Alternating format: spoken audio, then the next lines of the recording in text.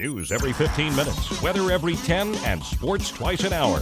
Newstalk, KGVO, AM 1290 and 101.5 FM. You're listening to Montana Morning with Peter Christian. A new record high and perhaps even a new record overnight low. Good morning, everyone. It's Montana Morning. It is Tuesday, June the 7th. It's primary election day, 2016. Polls will be open in about an hour. It's partly cloudy and a very warm 68 degrees in Missoula right now.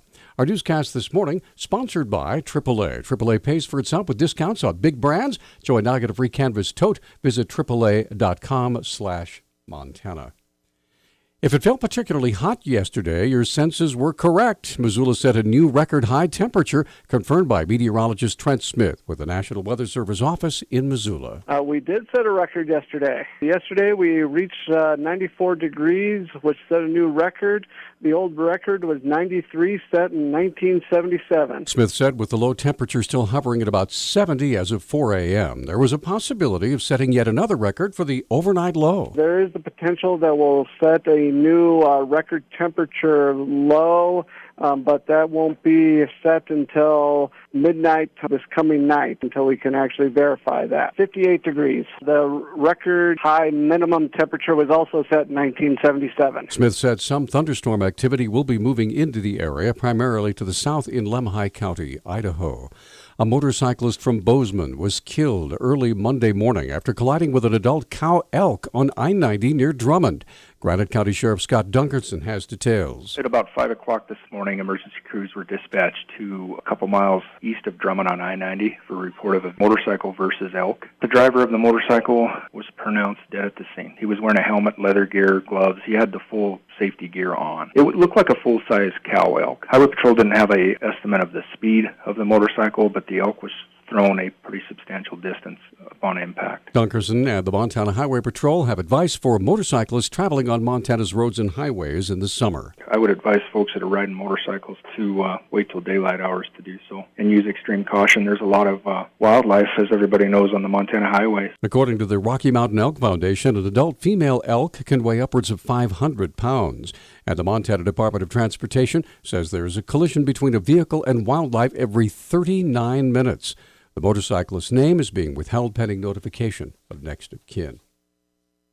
Many of the top races in Montana's primary elections have already been decided, or else they're not really contests at all.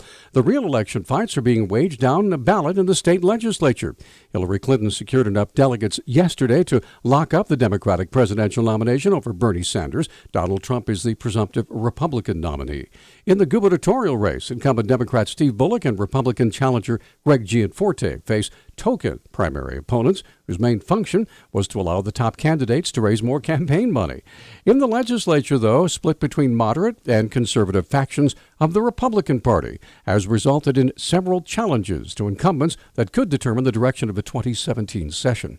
Montana's primary also will confirm the party nominees for U.S. House and for statewide offices.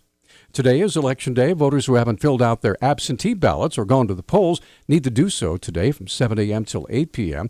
According to Montana Secretary of State Linda McCullough, Montanans still have a few hours to register to vote if they haven't done so yet. They certainly can. They need to go to the election office, the county office, or a place designated by the election official to register to vote, and then they can get a ballot right there, and they can either go home and fill it out or they can fill it out right there.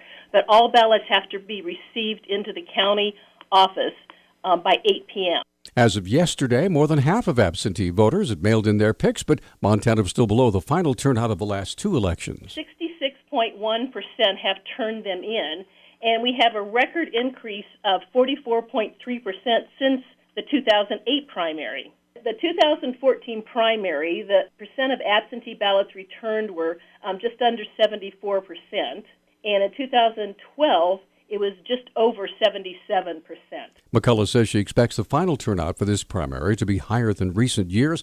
Not only is it a presidential election year, but the Democratic primary, well, at least until yesterday, was still being contested.